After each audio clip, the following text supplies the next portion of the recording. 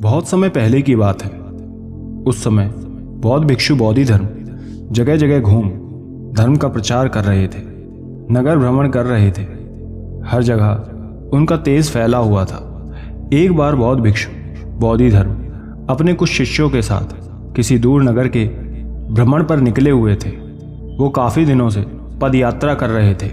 उस समय वो मार्ग में आए हर एक गांव में रुक उन्हें पवित्र वचन दिया करते थे। वो जहाँ जाते थे वहाँ के लोग उनका बहुत आदर सम्मान किया करते थे, उनका स्वागत करते हैं, उनके समक्ष बैठ घंटों समय व्यतीत करते। जब बौद्धि धर्मन ने सब जगह का नगर भ्रमण कर लिया तब वो अपने कुछ शिष्यों के साथ वापस लौटकर आश्रम की तरफ आ रहे थे। मार्ग में जब सूर्यास्त हो जाता है तब वो पास के ही एक गांव में रुक जाते हैं और विश्राम करने का मन बनाते हैं और रात भर वो एक वृक्ष के नीचे रहते हैं। अगले दिन सुबह सुबह उस पूरे गांव में ये बात सबको पता चल जाती है कि बौद्धि धर्मन अपने कुछ शिष्यों के साथ उनके गांव में ही रुके हैं। सभी उनसे मिलने के लिए उनके समक्ष आ पहुंचते हैं और बड़े ही प्रेम भाव से उनका आदर सत्कार करते हैं और उनसे उनके पवित्र वचनों को सुनाने का विनम्र आग्रह करते हैं। सभी का मन रखते हुए बौद्धि धर्मन उपदेश सुनाने लगते हैं। एक तरफ उनके सभी शिष्य बैठे होते हैं तो दूसरी तरफ एक लाइन में गांव के लोग एकत्र होकर बैठ जाते हैं और तब बौद्धि धर्मन उपदेश देना शुरू कर देते हैं। वहां एकत्र सभी लोग बड़े ही ध्यान से उनके वचनों में डूब गए थे। उस समय उनके उपदेश में बौद्धि धर्मन सभी को धर्म और आचरण के ऊपर ज्ञान पर उपदेश दे रहे थे। तभी थोड़ी देर बाद दूर से किसी की जोर जोर से चिल्लाने की आवाज सुनाई देने लगती है। ये आवाज सभी महसूस करते हैं लेकिन कोई उस ओर अपना ध्यान ना देकर उनके उपदेशों को सुनने में लगे रहते हैं। थोड़ी देर बाद वहां जोरों से चिल्लाते हुए एक व्यक्ति बौद्धि धर्मन के पास पहुंच ही जाता है और उनसे कहता है कि तुम एक पाखंडी ढोंगी हो। अन्य सभी बौद्ध भिक्षुओं की तरह तुम्हें ना तो कोई सत्य की प्राप्ति है, ना तुम्हारे पास कोई ज्ञान है। तुमने कुछ किताबों को पढ़कर सभी को वही उपदेश दे उन्हें मूर्ख बना रहे हो। और इस तरह व्यक्ति बौद्धि धर्मन को बहुत कुछ बोले जा रहा था।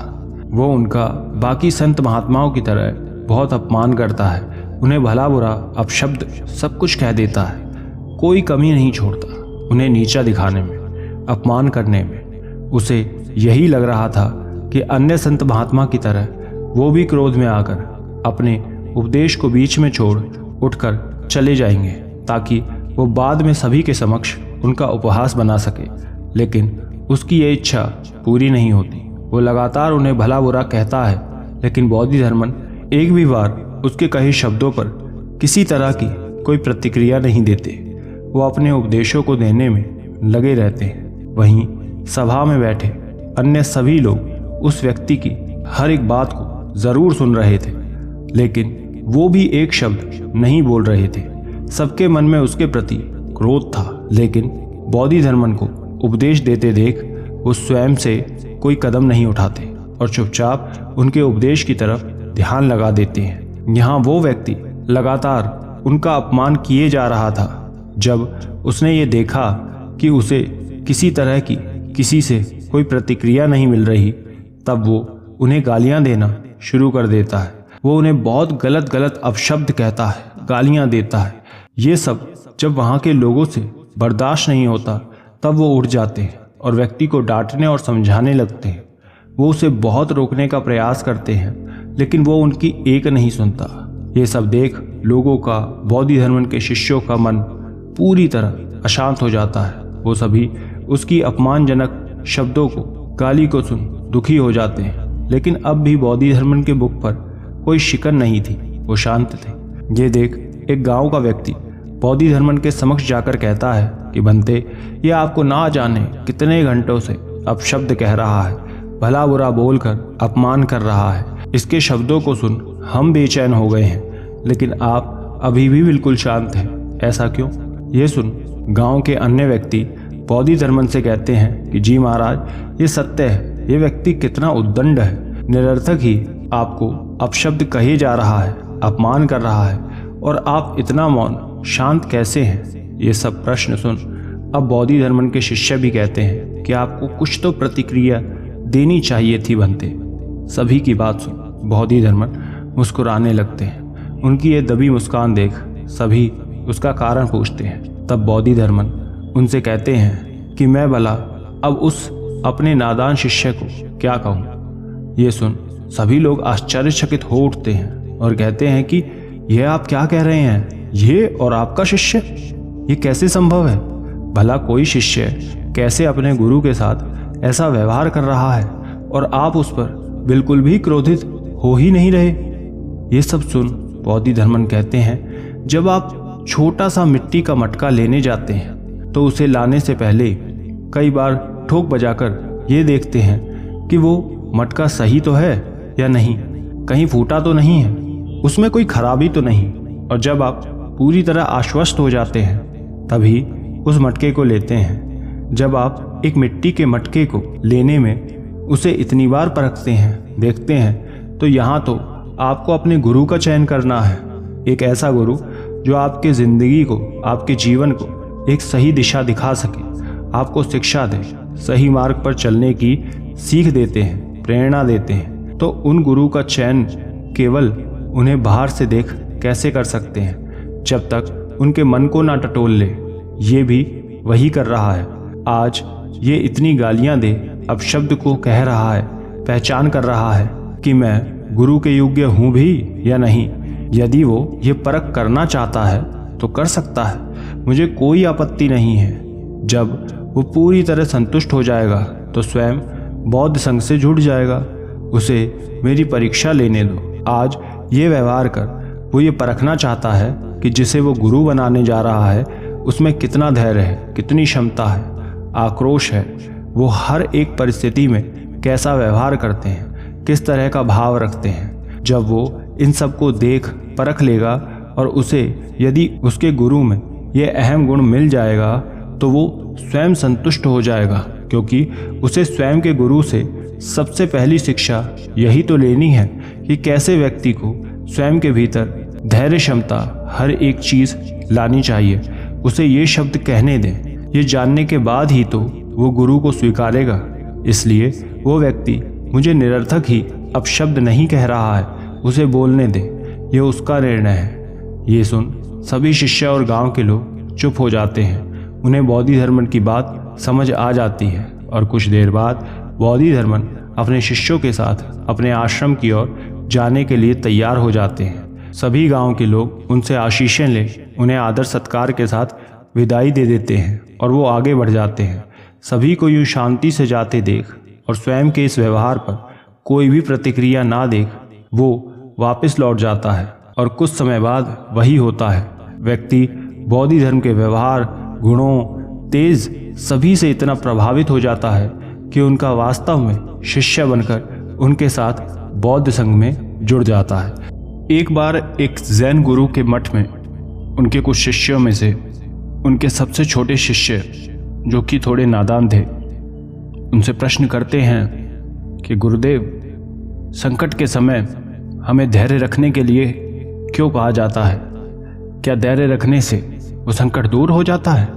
उस शिष्य के इस प्रश्न पर जैन गुरु हंसने लगते हैं और अपने सभी शिष्यों को वहाँ बैठने के लिए कहते हैं और उत्तर देते हैं कि क्योंकि संकट के समय हमारा धैर्य हमें उससे बाहर निकाल सकता है।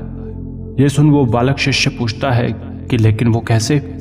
तब जैन गुरु उसे समझाते हुए कहते हैं कि जब मनुष्य पर कोई समस्या या संकट आती है तब वो बहुत ज़्यादा घबरा जाता है और उस समय धैर्य रखने की जगह गलती कर उसे और बढ़ा देता है। हमें बुद्धि का सही प्रयोग करना चाहिए, बुद्धि का सही प्रयोग करना चाहिए। आप संकट से आराम से निकल जाएंगे। ये सुन शिष्य कहता है कि क्या ये संभव है? जैन गुरु कहते हैं कि हाँ, एक छोटी सी कहानी के माध्यम से इसे विस्तार से समझो। किसी गांव में एक गरीब वृद्ध ब्राह्मण रहता था। उसके साथ उसकी पत्नी भी थी। ब्राह्मण के पास कोई काम नहीं था। वृद्ध हो जाने के कारण उसे कोई काम पर नहीं रखता था।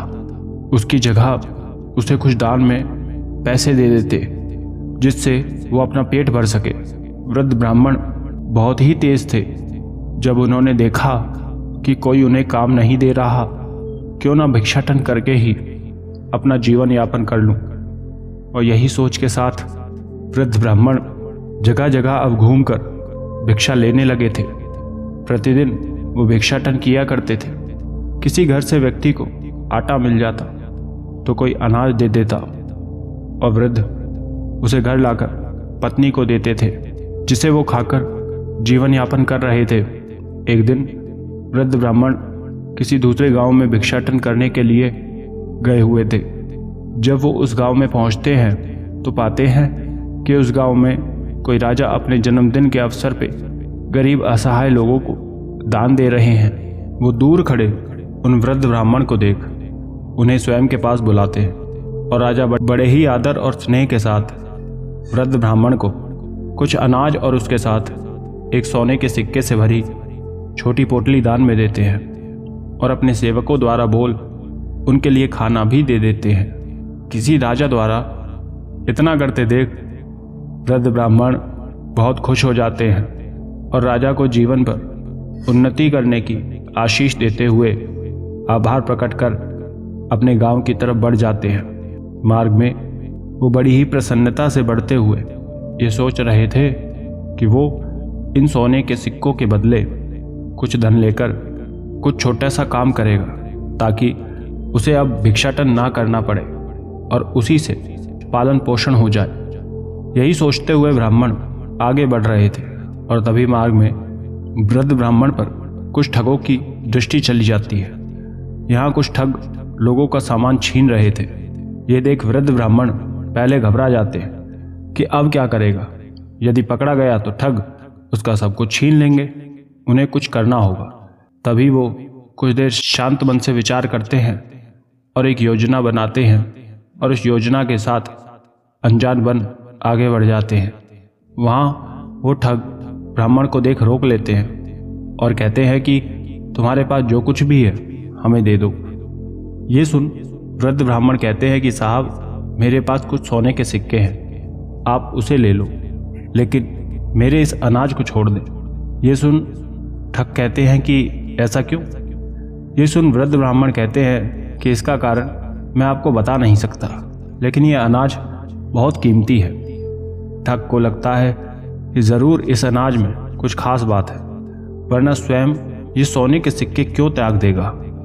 ये सोच ठग वृद्ध ब्राह्मण से कहते हैं कि नहीं, तुम हमें पहले इसका कारण बताओ, अन्यथा मारे जाओगे। ये सुन वृद्ध ब्राह्मण कहते हैं कि यह अनाज मुझे एक बहुत ही तपस्वी साधु द्वारा दिया गया है, जिसकी खेती उन्होंने स्वयं की है। जो भी उनके हाथों इस अनाज को लेता है उसके जीवन में धन की कोई कमी नहीं होती, उसके पास धन की वर्षा होती है। ये सुन ठग के मन में लालच आ जाता है, लेकिन एक तरफ उसके मन में ये भी था कि कहीं वो झूठ तो नहीं कह रहा। इसलिए वो अनाज की थैली वृद्ध ब्राह्मण से खींच लेते हैं और वृद्ध ब्राह्मण की योजना के अनुसार उसमें से 2 सोने के सिक्के गिर जाते हैं। ये देख ठग हैरान हो जाते हैं और कहते हैं कि इसमें ये सोने के सिक्के कहाँ से आए। वृद्ध ब्राह्मण कहते हैं कि मैंने कहा तो, जो इसे लेता है उसे धन की वृद्धि होती है, अब आप मुझे इसे दे दें। ये सुन ठग कहते हैं कि नहीं, तुम ये हमें दो और जाओ। वृद्ध रोने का नाटक करते हुए आगे बढ़ जाते हैं और अपनी योजना के अनुसार 2 सिक्कों का त्याग करते हुए वो अन्य सारे सिक्के बचा लेते हैं और घर जाकर पत्नी को सारी बात बता देते हैं। कुछ दिन बाद वृद्ध उन सिक्कों के बदले धन से अपने घर के बाहर एक छोटा सा काम शुरू कर देते हैं और उसके द्वारा जीवन यापन शुरू कर देते हैं। वहाँ वो ठग जो सबको ठगते थे स्वयं की ठगी पे अफसोस जता रहे होते हैं। कहानी का अंत कर जैन गुरु शिष्य से पूछते हैं कि क्या अब तुम्हें संकट में धैर्य रखने का अर्थ समझ आया। ये सुन शिष्य कहता है कि जी गुरुदेव। जैन गुरु अपने सभी शिष्यों से कहते हैं कि जीवन में संकट परेशानी कोई भी परिस्थिति क्यों ना हो, बस एक काम आपको उस समय करना है, वो है धैर्य और सही बुद्धि का उपयोग। क्योंकि जो मनुष्य ऐसे समय में ये दो चीज़ें करता है वो हर मुसीबत का तोड़ आसानी से निकाल लेता है और स्वयं को सफल बना लेता है। यदि ब्राह्मण घबरा जाता तो वो भी फंस जाता, लेकिन उसने सही विवेक और धैर्य का उपयोग किया और स्वयं को बचा लिया। बड़ी से बड़ी कठिनाइयों में भी मनुष्य का धैर्य उसके लिए एक सफलता बनकर खड़ा हो जाता है। इसलिए धैर्य के महत्व को समझो। जैन गुरु की ये बात सुन उनके सभी शिष्यों को अच्छे से समझ आ जाती है और वो अपने जीवन में सदैव उसे अमल करते रहे और आगे बढ़ते रहे। आशा करते हैं ये बात आपको समझ आई होगी। धन्यवाद।